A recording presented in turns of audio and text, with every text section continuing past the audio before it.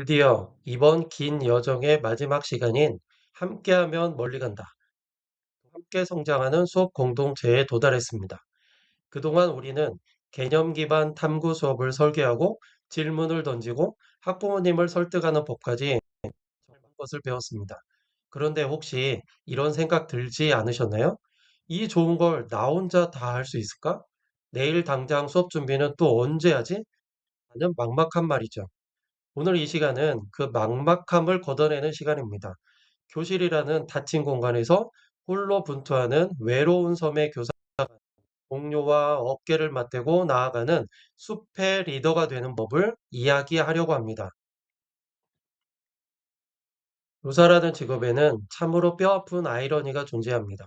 우리는 하루 종일 30명에 가까운 아이들과 부대끼며 시끌벅적하게 지냅니다. 쉴 새 없이 말하고 웃고 가끔은 화도 내죠. 하지만 교실 앞문이 닫히는 순간 그 넓은 에서 책임을 짊어져야 하는 사람은 단 한 명, 바로 선생님 자신입니다.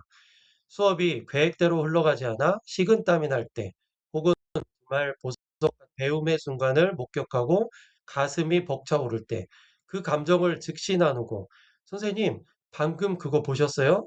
라고 말할 동료가 옆에 없는 고립된 현실. 우리는 학교라는 거대한 건물 안에 살면서도 각자의 교실이라는 섬에 갇혀 지내는 것은 아니, 오늘 우리는 이 섬과 섬 사이에 다리를 놓아 보려고 합니다. 특히 우리가 배우고 있는 개념 기반 탐구 수업은 일반적인 수업보다 훨씬 무거운 배낭을 메고 가는 것과 같습니다.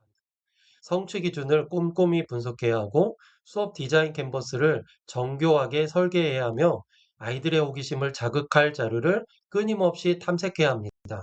여기에 쏟아지는 행정 업무와 생활 지도까지 얹어지면 아무리 열정 넘치는 선생님이라도 5월이면 지치기 마련입니다. 에라 모르겠다. 그냥 교과서나 읽자 하고 예전으로 돌아가게 되는 이유가 여기에 있죠. 빨리 가려면 혼자 가고 멀리 가려면 함께 가라는 아프리카 속담은 우리 교사들에게 가장 절실한 말입니다. 혼자서 모든 짐을 지고 가기엔 수업의 무게가 너무 무겁습니다. 이제 그 짐을 나눌 동료가 필요합니다. 회의실에 모여 부장님의 전달 사항을 듣는 행정회의를 떠올리시기 때문입니다. 하지만 우리가 지향하는 공동체는 그런 모습이 아닙니다. 우리는 그것을 레슨 챗, 수업 수다라고 부릅니다.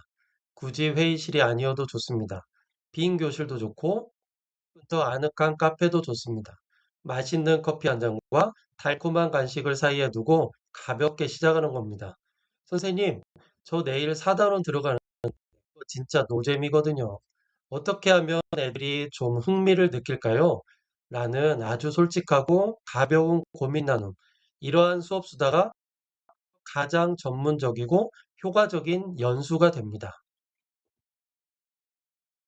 우리 학교 분위기는 너무 보수적이라 안 될 거예요. 라고 포기하지 마세요. 학교 전체를 바꾸거나 전 교직원을 설득할 필요는 전혀 없습니다.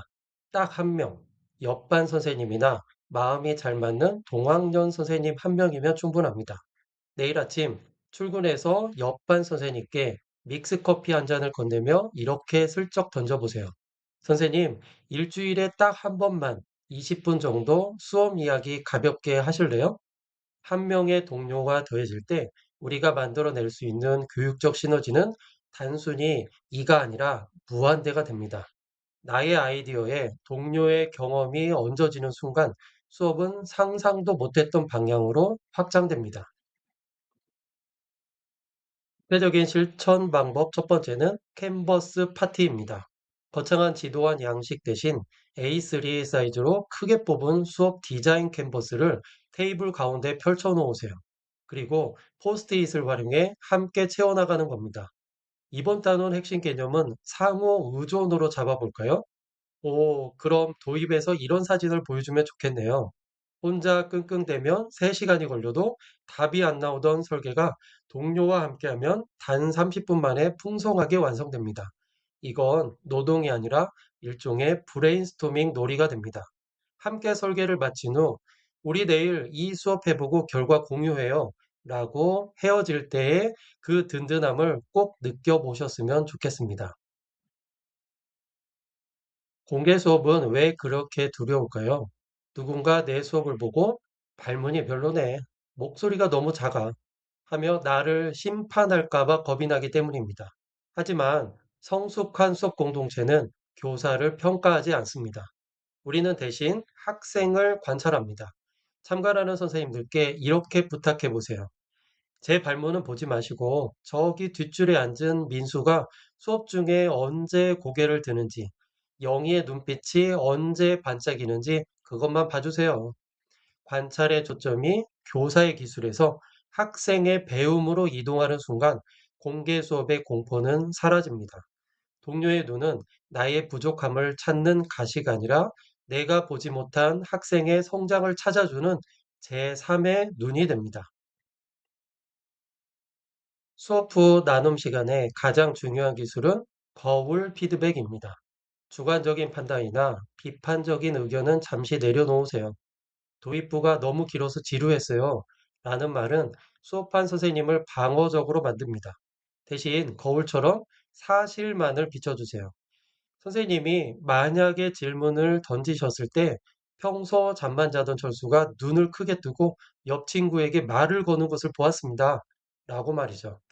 그러면 수업한 선생님은 스스로 깨닫습니다. 아, 그 질문이 철수의 뇌를 깨웠구나. 판단하지 않고 사실을 전해줄 때 선생님은 상처받지 않고 스스로 수업의 정답을 찾아내는 힘을 얻게 됩니다. 동료와 함께 할 때 우리는 비로소 세 가지 큰 선물을 받게 됩니다. 첫째, 효율성입니다. 자료를 나누고 설계를 공유하면 수업 준비 시간이 획기적으로 줄어듭니다. 둘째, 회복 탄력성입니다. 수업이 망해도 괜찮아, 함께 고치면 되지 라고 말해줄 동료가 있을 때 우리는 다시 일어설 용기를 얻습니다. 마지막으로 효능감입니다. 나 혼자만의 힘이 아니라 우리의 힘으로 교실이 변하는 것을 목격할 때 거친 교육 현실을 버티게 하는 단단한 뿌리가 생깁니다. 이제 우물 안에서 홀로 분투하던 개구리에서 숲 전체의 성장을 이끄는 리더로 성장해 보세요. 지금까지 우리가 지나온 5개의 발걸음을 되돌아보겠습니다. 첫 번째 스텝, 활동의 함정에서 벗어나기. 두 번째 스텝, 개념이라는 렌즈를 장착하기. 세 번째 스텝, 캔버스로 정교하게 설계하기. 네 번째 스텝, 질문과 탐구로 아이들의 사고를 깨우기. 다섯 번째 스텝, 그리고 오늘 수업 공동체로 지속 가능한 힘을 얻기. 이 과정을 거친 여러분은 이제 단순히 지식을 전달하는 지식 기술자가 아닙니다. 아이들의 삶과 미래를 정교하게 설계하는 수업 디자이너입니다. 여러분의 가슴에 달린 보이지 않는 디자이너 신분증을 자부심 있게 바라보셨으면 좋겠습니다. 자, 이제 이 긴 강의가 끝나면 무엇을 해야 할까요? 거창한 보고서를 쓰거나 연구회를 만들 필요는 없습니다. 내일 아침 출근길에 믹스 커피 한 잔의 용기만 챙기면 됩니다. 옆반 선생님의 낡은 문을 노크하며 건네는 한마디. 선생님, 차 한잔 하실래요? 요즘 수업 고민이 좀 있는데 같이 이야기 나누고 싶어서요. 그 작은 노크 소리가 고요했던 학교를 생동감 넘치는 배움의 공동체로 변화시키는 위대한 신호탄이 될 것입니다. 그 용기 있는 첫걸음이 선생님의 교직 인생을 완전히 바꿔놓을 것입니다. 지금까지 저와 함께 개념 기반 탐구 수업의 세계를 탐험해 주셔서 진심으로 감사합니다. 때로는 막막하고 때로는 힘들겠지만 선생님이 던지는 질문 하나, 동료와 나누는 대화 한마디가 아이들의 삶에 지울 수 없는 개념의 꽃을 피워낼 것입니다. 수업 실전 캔버스를 채워나갈 선생님의 펜끝을, 아이들의 사고를 폭발시킬 선생님의 목소리를, 그리고 동료와 어깨를 나란히 할 선생님의 발걸음을 언제나 응원하겠습니다. 수업 디자이너 정민수였습니다.